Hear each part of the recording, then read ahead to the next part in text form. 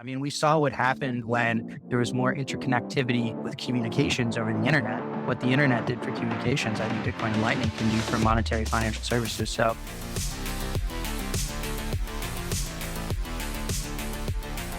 if we never used finance to get anywhere ever as people, where would we be today?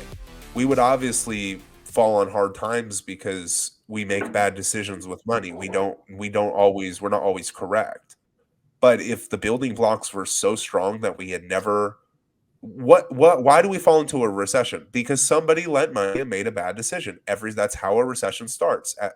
At every level, every recession is always traced back to, yeah, they were getting carried away in the railroad industry. They were getting carried away they didn't see that people would stop wanting cotton as much. They wanted this different material that came out. Oh yeah, the North wants to fight you because you guys want slaves and you guys won't give them up. No, bro. No.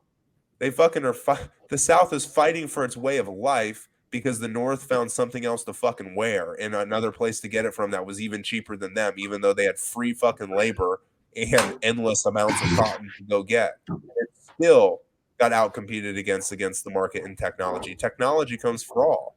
And so what was the misfire? A whole bunch of European countries had a fuckload of money in them, as well as JP Morgan. They start losing money from other places where they thought they were solid, and they go, oh, plantation owners, yeah, we need all the money back and we can't actually finance more. All of a sudden the cotton industry starts going to shit.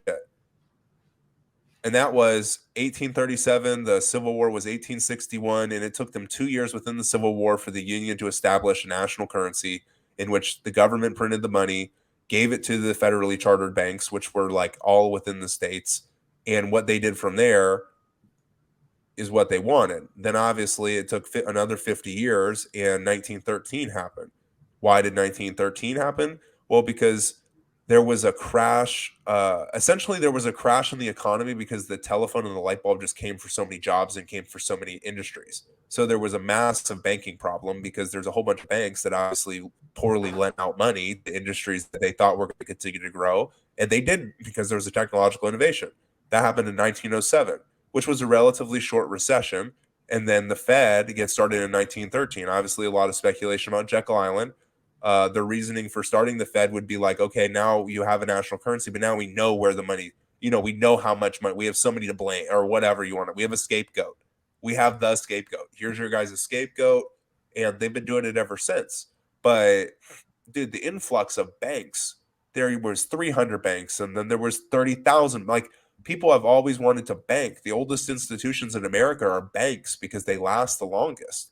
I mean, they're the longest standing institutions in the world, are banks. Always been around. And they are the ones who lend out the money. They're the ones who finance the industry. You can go to war, bro. You got to get the money to go to war. You can tax your citizens, but you're also going to have to get a massive fucking loan from a bank, from somebody who actually has the money to pay for the stuff to keep the economy going. And right now, money is debt, and the debt is financed by taxpayers, Social Security pension funds, because we reached the limit, and that's where they pull from to pay their interest. It's in like globalized society. It's in oil, but it's in real estate. I guess here's my thesis that would be a. There's also, because all of this has to start too. This is what this is something. Here's a fresh thought for you. All of this debt money, because I agree that money is debt. It all stemmed and started from some real assets. There were real assets and services, products that were all of the value at one point, and then it has now built upon that over the last several thousand years, right? It's developed for thousands of years now. Just money in general, and how we utilize money, how we exchange economic value. And so and now it seems like it's all just been collateralized and then built from, what real assets are here have been collateralized a million times over. And now the real assets aren't even the base. It's what they just decided to make up after the fact because they couldn't collateralize the same asset as many times as they wanted to. So we had to create the dollar in 1913, like you're talking about, so that we could control that shit too, because we couldn't get it right when we could leverage these assets, a million times over, whatever the multiple is, That's a weird They thought, always huh? they need somebody to pay their interest rate. They need to be the ones who finance the next thing to stay in business. But they're just a blood sucking vampire that gets an industry or a company before everybody else does because they have all the money. And it Yeah. always has been like there's rich people that don't work for central banks, but they still have to go get credit from central banks. So at the end of the day, the banks are the most important thing, and they can tell. I think they tell most of the story. And I guess I was saying like my main thought, I guess that might be different than everybody else's, is obviously from after 2008 there was a global expansion, or they like to talk about how that's when the economy really started getting global, right? Like was right after 2008, economies of scale, they started outsourcing a lot of shit. We don't manufacture a lot of stuff anymore. We like the economy has always been global. It's always been global. It was global during the Civil War, which means it was global during our independence, which means it was global before the United States ever existed, which means it was global before any of that existed. As long as there are banks and money is a thing, the world's pretty global because these European banks were able to essentially start industry in America and run industry in America. And I mean, I'm sure they had some people over in the States like communicating with them, but Morse code came out, Nick. That's, I think, one of the bigger ones. Morse code came out during the free banking era as well. Well, talk about fucking important. Now you can communicate all over the world. And that was invented in America. I believe that was in the 1830s as well. Or no, maybe it's either 1873 or 18. It was maybe the 1837. Andrew What was Jackson created said, then?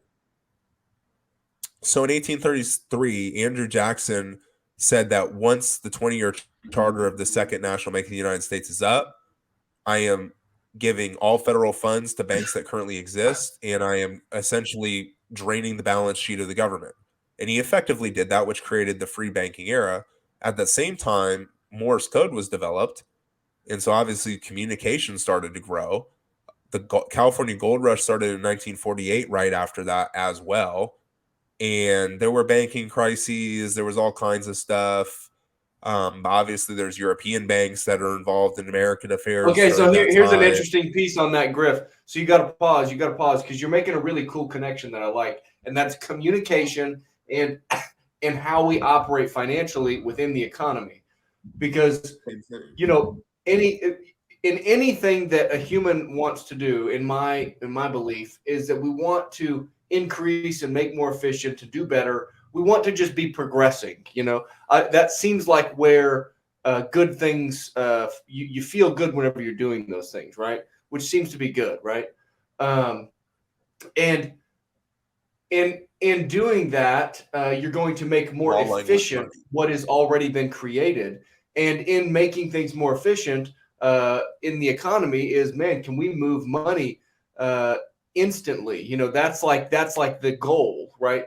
How can we make this thing as efficient as possible? Frictionless. So you've got to define that, right? Instant payments anywhere in the world globally. That's what we want, right? That's like, and if you can do that in any amount, man, that's huge, right? So that's the goal. Yeah, there's just a lot of friction associated. Like you're saying, you invent Morse code and you increase the capacity to communicate at a longer length, at a more efficient timeline, quicker, right? Man, then you can change how you operate your money, right? Because we can now communicate, some type of language that far. Can we do our money language like that as well, or our protocol, or however you want to call it, right? Yeah, I would translate that to how like you're trying to build essentially a frictionless society, and the only people creating friction are probably the ones that want the friction. Bitcoin is the first money that would allow society to potentially be able to like act and communicate with each other without any friction. Morse code obviously just alleviated some of the friction within the economy because like what do you have to get a bank statement in Europe for your 50 plantations you own or what have you? You have to wait 2-3 weeks to get messaged by boat or something. I mean, like that obviously creates quite a bit of an issue. So then the telephone being created by Alexander Graham Bell in the 1870s, obviously was very big, hurt a lot of industries. And then the light bulb comes out, big, hurts a lot of industries. So like technology and economics, almost like technology is like science, man. I mean, economics is, I think I like saying this, economics is the science of life and people and how we interact and how we utilize economic tools to build cool things and essentially try to create what you would hope most people would answer this like, Nick, do you want, the best society that we could, do you want the utopia or would you want to live in a dystopia? Well, like obviously everybody would love to live in some form of a utopia and not a dystopia, but obviously we don't really all work that well together. We create a lot of friction, and we've obviously always had people that wanted to create friction, that wanted to create diversions, and they didn't want, everybody to have as much as they have, and they want power. I mean, there's paradigms, right? Like there's law, there's language, there's money, there's power. How does that all affect people? And then what is the destiny of this whole situation? Where are people going to go? Are we all just going to be cyborgs? Is that what we're destined to be? Is this a simulation? Are we just destined to create another simulation? Is that how this thing kind of all ends up going? I mean, like nobody really could tell you, but I think Bitcoin opened my eyes at least to go, well, the future of the world just started because economics and people have always had a need to almost create friction to generate income, and there's like a market in friction, and Bitcoin essentially dissolves the market of friction. If you're somebody who wants to hold things up in Bitcoin, well, everybody's going to fucking kill you because they can't afford that. They can't afford friction is inflation. And Bitcoin is a fixed monetary supply. That doesn't mean we won't have inflationary times for certain products or industries or commodities or whatever the hell you want. But the less friction you have, the more equilibriums you reach, the closer you probably move towards utopia. You're making one distinction, which is that the system operates smoothly, but then the piece that you're mentioning, but you're leaving out detail on, is the work that goes on top of it, because it is a proof of work system, right? It's built upon a proof of work system, which is what Griff and I typically talk about during the week. We were just talking this past week, Griff, and I've still been thinking about young salespeople not bringing themselves to the room, right? Trying to get too technical and trying to be too strategic about how you say everything that you say and what you're going to do and what you're going to wear and how you're going to look and when you're going to meet them and what are you going to say, right? Whenever you get too into that and you don't bring yourself to the table, and now you have to do this with you have to do it with the right intentions too, because you can try to act sincere, but if you're not actually sincere, you will be found out. I mean, from what I can experience, like if you're not really sincere, you can feel it pretty quick, And so, bring the right intentions and bring yourself to the table. That's an interesting thought, and this is interesting on the topic of money, because as you said, the incentive structure changes when you change how money is valued, right? Whenever you change the value of money and how people, spend their time, as far as the dollars that they get for their time that they're spending, and how they spend their time at the grocery store, right? Talking about their money. How do people spend their money? Where do they spend it? What kind of products do they buy? What kind of services do they buy? What's the average value of a home in the United States? How many people rent versus buy? I think that these are all time preference also related, where it's like, are we thinking long-term or short-term? And if we're thinking too short-term, because Griff, like you said, the goal is nothing other than get the money as much as I can, as fast as I can. That's making us think more short-term inherently, I think, because now we're just trying to get money, which then degrades society because we don't plan for the long term, right? And now we have this kind of society where we're in now, where it's a big gap between the haves and the have-nots. There's a big chunk in the middle class, but it seems like it's actively getting squeezed, and so with inflation, you've got inflation now that's squeezing the paycheck of everyone. That's happening Well, all I the way think around that the world, globally. These are big things. But anyways, to say though, Griff, it's interesting the some of the sales pieces that we were talking about the other day. It's interesting. Well, I mean, sales is a really good relation. People who are in sales are mostly doing it for money. So it's kind of like, in my opinion, like you can say what you want about salespeople, but it's not the only honest job out there, but it's a very honest job. Yes, you're selling something. Yes, you might believe in this product much more than the competitor's product. Yes, you know quite a bit about it. You know quite a bit about the business. You know how you could help somebody. You know how you could fuck somebody over.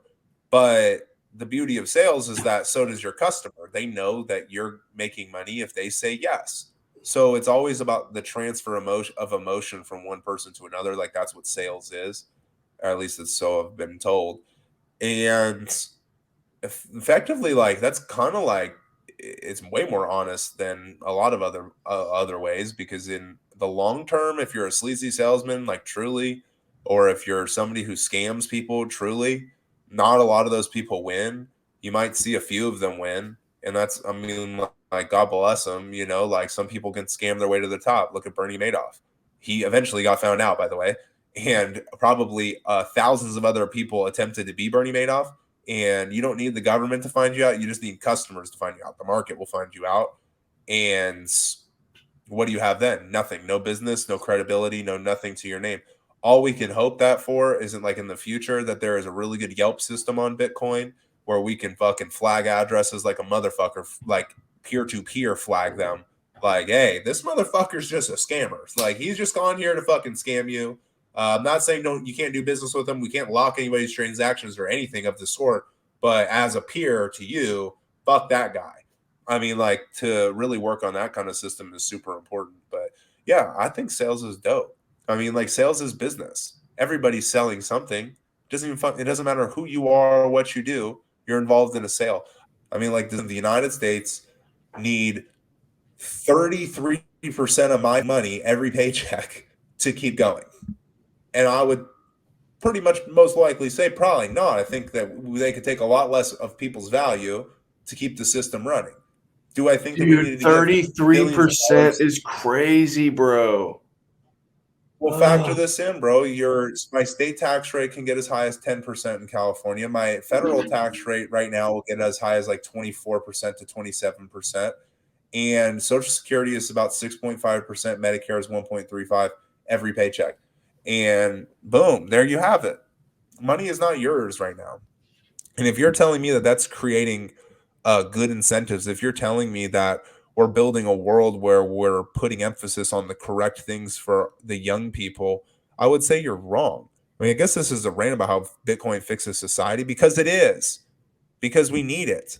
We need a money that isn't controlled by somebody. We need a society where peer-to-peer interaction actually matters, where sole proprietorships are flourishing, not failing, where large institutions have no more rights than small institutions because the rules are simple, not because the rules are many. I mean, to me, like that, this is where I think Bitcoin comes into play. Bitcoin does not care. This is the beautiful thing about it. And if you look at the history of money, things happen. Shit gets adopted. Once something's created technology wise, there's recessions. Because you want to know what? Oh, the telephone. We don't need Morse code anymore. We don't need all these lines anymore. We don't need literally the entire industry that employs these lines. Okay. Well, that's probably not good for every person because technology disrupts stuff. But then you figure, you have your recession, you figure out this new technology, you build new industries, and you keep it pushing. There will be hard times in Bitcoin, 100%. There will be industries we put too much emphasis on in Bitcoin that eventually get collapsed because some guy named Elon Musk is building fucking rockets and sending PayPal transactions before he's like 24. And it's going to go, okay, well, we're going to have to start putting some money in what this guy's doing. And I'm sorry, guys, but like, yeah, your industry kind of sucks. And the thing about Bitcoin is if you keep doing this stupid thing for a long time, you're just going to get fucked harder. So once you realize that you're wrong, you should probably just start doing what is right. And you should probably stop caring about what you think is right. And boom, how is this fixing society? I feel like this is kind of how Bitcoin works. But how does it affect sales and the everyday to day guy? I mean, like, like when you're building sales, the people that I've met, credibility is a huge thing. Guys who are able to transfer emotion and build credibility with their customers typically have the most success. You have to be wrong. You have to not try to be a know-it-all. You have to listen more than you talk if you're good at it, this is why I'm not good at it.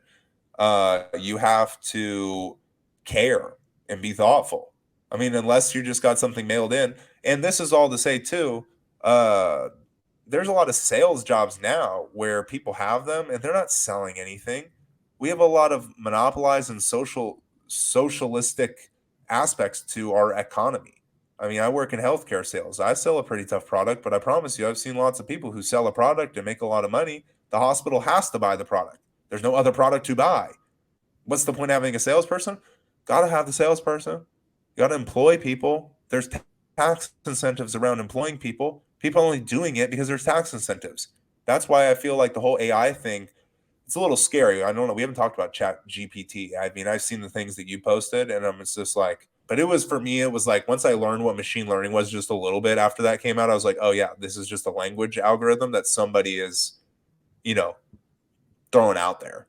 It's like, Jesus, this like, it's like that hates white people is what I saw recently. I just don't understand that. I don't even think people feel that way, but like, if you do, like, fuck off. I've never looked at anybody different. I love you. You should love me unless I did something wrong to you. Otherwise, like, tell Chat GPT to go suck my dick. That's terrible. Doesn't make any sense. I don't think it'll be adopted though. I mean, I don't know. I mean, this is where it gets interesting. My only question to you is America going to stay together after all this is said and done? After World War III, after El Salvador has the lowest murder rate by like 100x. Like, what do you think in regards to I don't know, like the stability of, like, we're living in this dying nation state, and if you're in Bitcoin, you see it. You see our country trying to go to war. Tell me that NATO's not trying to go to war. Tell me that this whole China thing is not maybe somewhat of a psyop. The balloon is not maybe like somewhat of a, oh, let's see how the people jump. Let's see what happens. And what you can tell is we're like, hey, why don't you shoot that balloon down and then park the jets back right here so that if they send another one, you can go shoot that shit down again. We don't need to go anywhere to do that. It's right here. Just shoot them down, park it, and then get up there again. Just shoot it down, park it, and bring the ships back. I mean, like, if this is a matter of other people are tired of being fucked with, like other countries are trying to fuck with, and they have a terrible life, nobody is altruistic, and some central banks financing it. So, like, the way to attack China and their, horrendous humanitarian practices, I don't think the answer will ever be war. Man, I guess that's the thing. So, when you're a kid, they do ask you, like, do you believe in war? Like, no, like, you don't believe in that. Like, I'm not a pacifist, but like, clearly war is not the answer to ending dictatorship. You can do it many other ways. I mean, you can do it from within. You can do it economically. You can do it now. I mean, cyber warfare is crazy. I mean, shit, just start getting ChatGPT fired the fuck up. Start doing some bots over in China. China's been fucking with us for a while. They've been putting bots in our ecosystem and confusing people. And obviously TikTok is an attack on the American people. I guess I'm making a lot of bold claims in the last 20 minutes, but fucking tell me I'm wrong. Tell me that shit is not some sort of an attack on America or Americans. Because I do believe this. I don't think China likes us. I don't think Xi likes the American people. I don't think that he would enjoy the fact that Nick and I get up every Saturday and talk about Bitcoin for an hour and a half. I think he would want us to stop down and go, do something more productive for his benefit. I think that is the truth about the Chinese Communist Party.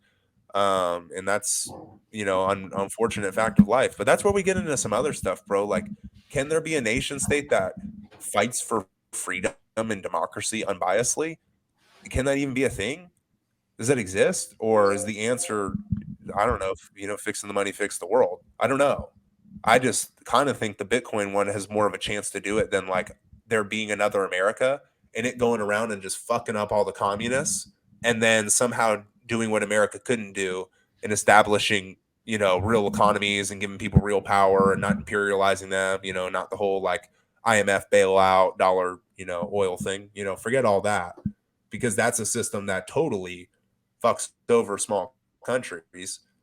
What do you think it's possible that it'll be a nation state that can, ultimately defeat communism? Or do you think that it is going to be like a change in paradigm of life that ends communism? Communism's gross. It exists. We need to eliminate it as a people, but how? How is the question? Yeah, I think right now, currently, you run into the issue of borders, right?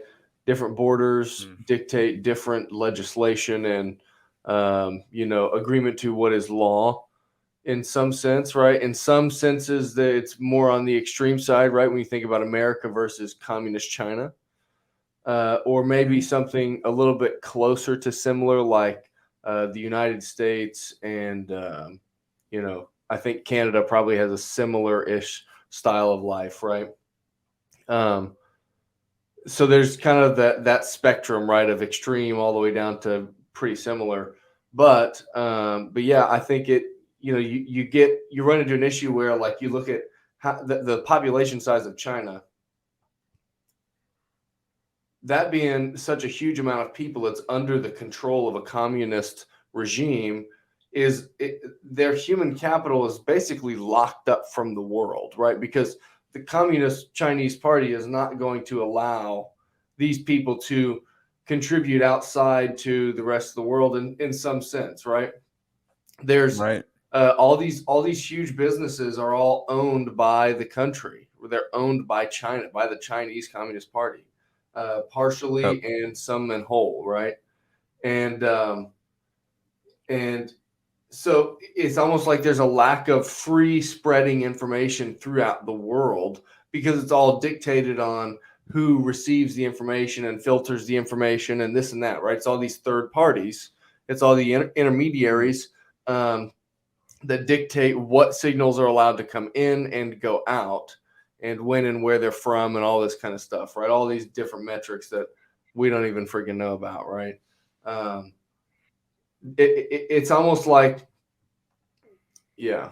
We don't know a lot. I mean, we don't even know who's colluding with who. We don't know what backdoor conversations exist in the current society. We have no idea. One thing I'll tell you There's about, just so much that it can be happening, There's just so people, much. anonymity is bought, and anonymity, it should be free. If you don't want people to know who you are, if you don't want like to exist more than, in my opinion, a public address on a Bitcoin blockchain, if you don't want to exist to society more than that, like publicly in the public eye, you should not have to. But you do in America, unless you have $18 million plus and you can buy passports everywhere and get around and kind of like do whatever you want and employ people and make money without actually having to work and yada yada. Do you think Bitcoin could lower the retirement age significantly to like we all retire at like 35? That would ultimately be like a societal goal. I wonder what the lowest retirement age in history is. Like, you know what I mean? Like, because then all of a sudden it's like this 45 years. Apparently, Turkey is the country that carries the unfortunate tag of having the lowest retirement age in the world. A few years ago, it used to be 6 years, but now due to recent economic woes, because they're saying it's slashed because nobody will fucking employ them. That's interesting.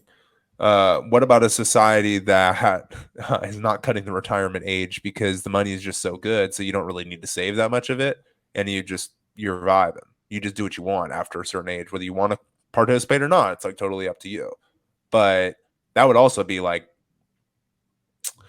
what do you think there is to do about homelessness? Do you think the world will always just let it be, or do you think that there's an ultimate solution to it? And if there is a solution to it, could it be solved by essentially, obviously, better money, better world, let technology develop, let money appreciate against technology? Wow, that's a crazy thought, Nick. Fucking technology has always depreciated the money. It's always caused recessions. We need a money that allows technology to create golden ages. It's shifting. Not It's cause gear. It's recession. gear shifting up It's gear shifting up. It requires more Yeah, power. So everything goes before it tries to start reaching that's up what to I'm go faster saying. than in this new gear. That's what technological innovation That's is. Yeah. that's what Bitcoin. Yeah, that's really what Bitcoin does. Is it could give us a society that doesn't actually have to have the recessions because the money is and the incentives are aligned to like, oh, he made the telephone. It like incentivizes us to go, all right, fuck that. Like we got it's telephone time. You know what I mean? Like it just communicate. We'll have to communicate economically with each other better, but it only can happen if the incentives are pretty perfect.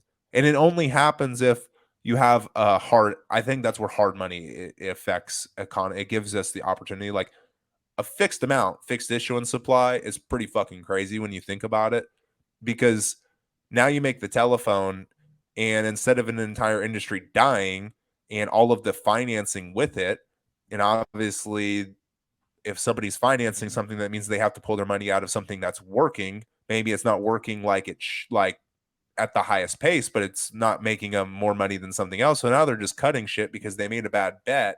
It essentially eliminates the bad bet because you just go to zero. You don't get to like come back. You don't get to find a new party trick. You just go to zero. Diversification will be super important in Bitcoin because when something goes, if you have 20% of your portfolio, something goes to zero, it's gone and it doesn't come back. There is no life. There's no life alert. There is no FDIC insured, blah, blah, blah. You made a bad investment. You made a bad investment. That money now, because there's a hard supply, is going to have to flow to a good investment. And it's going to be interesting because so as far as we've had innovations, it has always caused economic crashes because with technology comes horrendous investment as well as the exposure of old technologies that are no longer necessary, that there's a lot of money in. It's like both. It's like a fucking double whammy. You have a bunch of people who are putting a bunch of money into internet companies, and somebody's putting it all on Amazon and somebody's putting it all on pets.com. But because the way global finances worked, freaking, you got 45% here, 35% here, 25% here, 55% collapses. So all of a sudden that Amazon position you had, well, now you're getting liquidated. So you can only hold on to like 2% of it. That's why you buy Bitcoin at the price you deserve, you DCA, and you don't leverage it because then you have no risk of actually going backwards. That's the beautiful part about DCAing and saving. If you never go backwards, you will ultimately most likely end up way more forwards than if you continue to take the hard cuts back. I mean, like the recessions, because the money is inflationary and because assets are priced in an inflationary asset, you're seeing rebounds. But if you look at everything since Bitcoin's been like the real estate market since Bitcoin's inception, yeah, it's pretty cool. If you've had one Bitcoin, there's no way you could even think about buying a house with one Bitcoin in 2008. It's a realistic thing that one Bitcoin will be worth far more than just one home in 10 years. It'll be worth a lot of homes in 10 years. And Bitcoin is the only monetary network that supports deflation because it's frictionless. If you have a technology that makes the world better, it needs to be adopted by a frictionless society or a frictionless monetary network because the friction is where you're going to have the recession. The friction is, oh, we got to figure it out. Oh, money's lost here. I got to recuperate here. Oh, this guy failed with the government bailed him out. So now he's back. Now we got to figure out how to help him out. No. Fuck all that. That'll be gone. There'll be no more friction because it'll either get adopted or it will not. And it's going to be really hard to build new things when, people don't want to fuck up. I mean, it's going to be a really interesting shift in society, but I think it's going to happen before we're dead. Like, it's going to be like, there is no too big to fail assholes. Like, we're going to make a lot of mistakes with sound money. That's why it's going to take a lot of time. But that's kind of I don't know. That's my opinion on technology and money and how Bitcoin can kind of like make it a golden age of the sort. I mean, golden ages are interesting, right? I mean, like painting and art and all those things. If you had a good money, it just allowed it to flourish. If it wasn't If flourishing, only there was some way where we could like make open source and decentralize the mining aspect as well. Because I do hear people talking about like miner centralization and that kind of stuff when it comes to verifying on the blockchain. But I don't know yeah, about all of that stuff. I mean, I like I see how the Nodes validate incentives though. I mean, that's issue. the cool part of it. Like they can, Well, I see how but nodes validate the the block. miners can centralize, but I don't think that. It doesn't matter. They can centralize and get all the Bitcoin. What are they going to do? Nodes validate the blocks. Well, Miners because hash for the they blocks, and use the nodes network validate it too. onto the You know, blockchain. Nodes like and you're not going to it's make proven it the block worse size on works. yourself because you use the same network. But nodes only have the ability to actually validate real Bitcoin transactions onto the network. That's what was discovered in the block size wars. They would have had to have literally changed their protocol and changed the actual open source code to go to BSV, because they had the code of Bitcoin. That will always be Bitcoin, and nodes are the ones that control the network.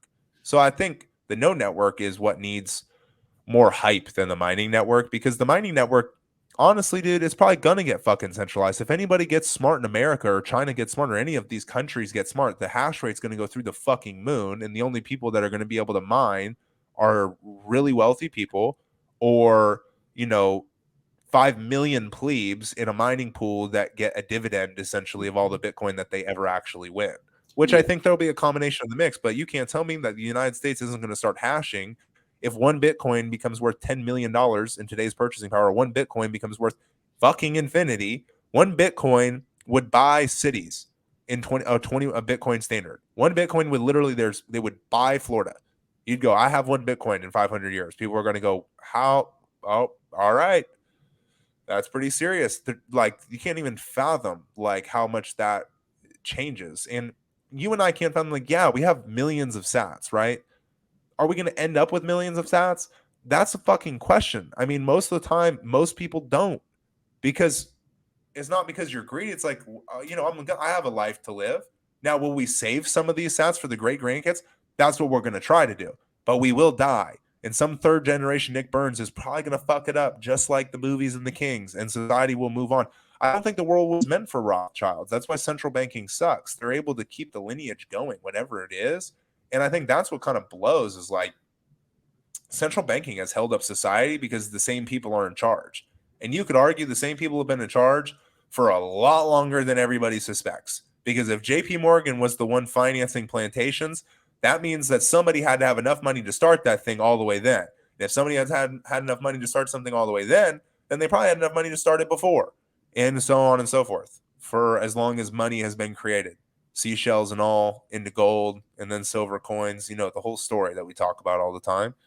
And I feel like there probably is some creationist aspect to the world. There probably is a smaller group of people than we think making large decisions for America, China, Norway, and then Africa. And I do think Bitcoin is probably the reason World War III might be a thing, because somebody has to try to stop it. Somebody has to try to kneecap society so that all of us have no value, no money, and we can't buy the shit anymore, or we can't mine it anymore, or they try to disrupt the network, or they try to get on it and create a lightning product and central bank it, whatever. They would come for Bitcoin. And all our job is to try to hold on to it and hope that, we can teach our kids and we can train our soldiers, our Bitcoin soldiers, the next generation, like the people who are having kids that are in their 20s right now that really believe in Bitcoin. And then those kids, I mean, the real society, like the Romans or the Greeks, they didn't believe in holding on to power forever. They believed in training their number two to become the number one, and then you're retired. You're done, man. Like, you're a general. You're somebody who thinks about the strategy, maybe, or something of that nature. But in regards to leading other men and being in charge and making like day-to-day decisions and stuff, and holding on to your Bitcoin, so to speak, and your kids, that's going to be all about your leadership, your parenting ability. And I think that, like, I don't know, I believe in the Bitcoin parents. Honestly, it's going to be a different faction of children growing up. The ones who have parents who are vegan and vegetarian and voted for vote Joe Biden. And then there's going to be the kids who are doing carnivore diets because of the Liver King and voting for Trump. And then there's probably going to be the Bitcoiners who are like, I hate you guys. I hate you guys. I wish Noah's Ark would be built and you guys would get washed away. I'm tired of this shit. I don't understand. You guys are fighting with each other, and I'm sitting here in the middle, and I'm trying to tell you there's no point. Stop hating. As long as you don't have, if you can drop the hate, we can all work together a lot better. But there's no room. You want to know what's very a lot of friction to an economy? Hate, greed, and hate. I mean, hateful people, there's no place for them in the world because you're going to make super biased decisions that are not economically sound. And look at our government, everybody. All they do is talk about things that are irrelevant to money because it's smoke and mirrors. Because sorry about it. I mean, it's the truth. And that's why Bitcoin, in my opinion, is so important, man, because it takes that power away. It's cool. I mean, I guess we'll see. But like, you can't tell me to sit here like Elizabeth Warren. How is she in charge of so much stuff, and yet she's going to talk about the rights of people's sexual preference and how we're going to legislate for that? It's like you can't even begin to realize that just the amount of friction you're creating. Think about everything that would be involved in creating friction. That is what inflation will be. That is what the wage gap is. That is what happens to single income family homes. That is how they do it. They're talking a big game. They're trying to appeal you to your emotion. And then when it comes to what actually matters, which is the banking and the interest and the finance, and you will own nothing and be happy. Yeah, it's a very possible reality because they've done it already. Bitcoin, thank whoever the hell you believe in for Bitcoin, because it's the only thing that has actually given real like libertarians, real people of freedom, any hope.